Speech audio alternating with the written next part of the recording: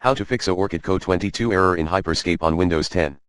Here are some tips that would help you fix Oorchid-Co22 error in Hyperscape on Windows 10. 1. Exit the lobby you were trying to join, and try connecting later. Meanwhile, check if you've run into yet another server-side error. 2. Check if you are using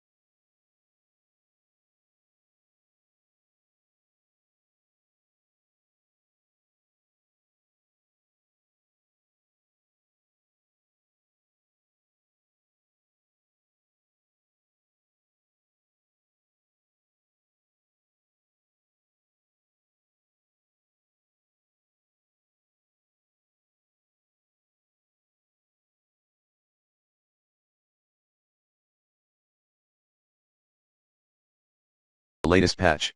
If not, update your client. See more info at https://www.ubisoft.com/n-hyphen/scape/news-updates/5ull9vs-ruz G6Y0MW1Z/patch-notes 07/17/2020. 3. Backup existing router settings. Then reset your device.